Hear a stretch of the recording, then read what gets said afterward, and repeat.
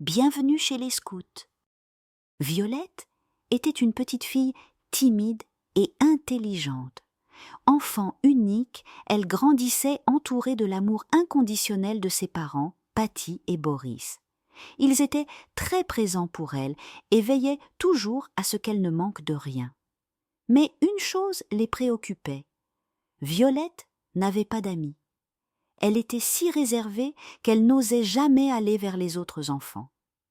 Les vacances d'été approchaient et cela inquiétait encore plus ses parents. Bien sûr, ils allaient partir à la mer pendant 1 mois, mais après, ils devaient retourner travailler et Violette se retrouverait seule. Un soir, alors qu'ils discutaient avec des amis, ces derniers leur parlèrent d'un camp de scoutisme qui se tenait chaque année dans leur village. Patty et Boris n'avaient jamais envisagé une telle option pour Violette, mais l'idée leur plut immédiatement. Après le départ de leurs amis, ils firent des recherches sur Internet. Ils découvrirent que ce camp proposait des activités en plein air, des jeux de coopération, des ateliers manuels et même des petites excursions. C'était une occasion idéale pour Violette de sortir de sa coquille et de rencontrer d'autres enfants. Le lendemain, ils se rendirent au camp pour en apprendre plus. Tout semblait bien organisé et les animateurs paraissaient chaleureux et attentifs aux besoins des enfants. Rassurés, ils prirent la décision d'inscrire Violette. Au repas du soir, Patty et Boris décidèrent de lui annoncer la nouvelle. « Violette, tu sais que nous partons 1 mois à la mer, mais après, nous devons reprendre le travail, » expliqua doucement Boris. « Alors, nous avons trouvé une belle surprise pour toi. »« Une surprise ?» demanda Violette, intriguée. « Oui, nous t'avons inscrite au camp de scoutisme du village, » continua Patty avec enthousiasme. « Tu y apprendras plein de choses, tu feras des activités en plein air, et tu rencontreras d'autres enfants. Et chaque soir, tu rentreras à la maison.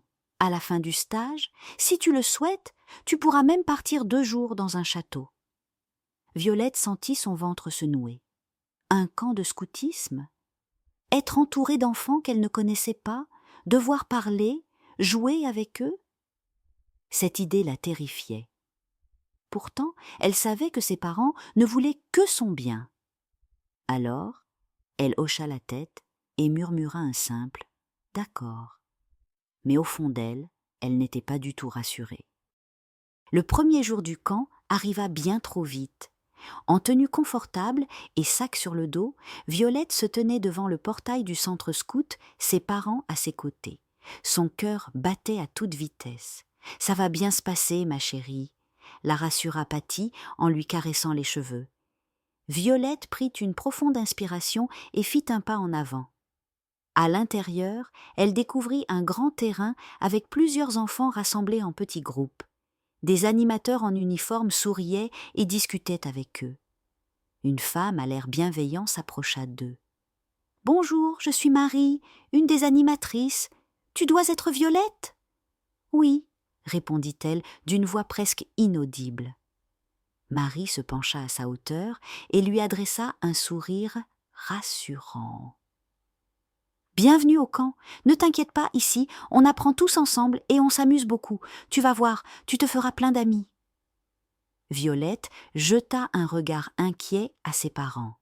Patty lui fit un clin d'œil et Boris lui serra la main une dernière fois avant de partir.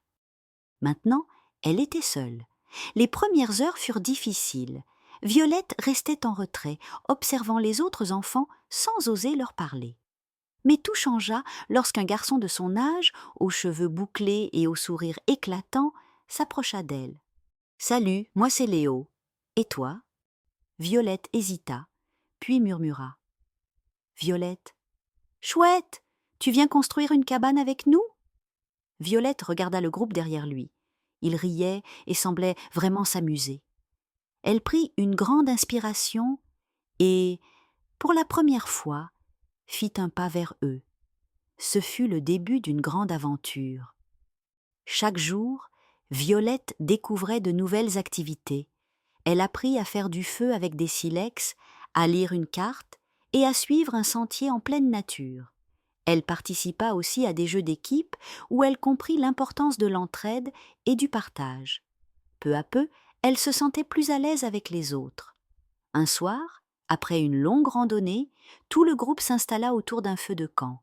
Les animateurs racontaient des histoires fascinantes et les enfants chantaient des chansons. Violette se surprit à rire avec les autres, oubliant totalement sa timidité. Puis vint le grand moment, les 2 jours au château.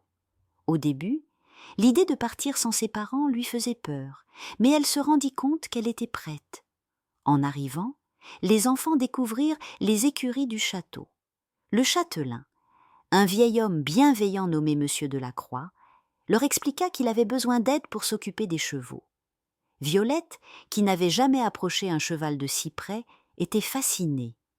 Elle apprit à brosser les animaux, à leur donner à manger et même à les mener en promenade. Cette expérience la remplit de fierté. Les soirées au château étaient magiques. La grande salle médiévale, illuminée par des chandeliers, résonnait des rires des enfants. Une chasse au trésor fut organisée et Violette, grâce à ses nouvelles compétences en orientation, aida son équipe à remporter la victoire. Quand ses parents vinrent la chercher, Violette était métamorphosée. Elle parlait avec enthousiasme de tout ce qu'elle avait vécu, de ses nouveaux amis, de tout ce qu'elle avait appris. Avant de partir, Marie lui remit un badge. Elle était désormais une véritable éclaireuse, la première étape dans la progression du scoutisme. La devise des scouts était devenue sienne, toujours prêt, et elle savait qu'avec du courage, elle pourrait affronter toutes les nouvelles aventures de la vie. Patty et Boris étaient fiers d'elle. Cette expérience lui avait appris une chose précieuse, il ne fallait pas avoir peur d'aller vers les autres. Avec un peu de courage, on pouvait toujours découvrir des choses incroyables. Parfois, affronter ses peurs ouvre les portes d'amitié et d'expériences inoubliables. Bonne nuit, mes petits rêveurs.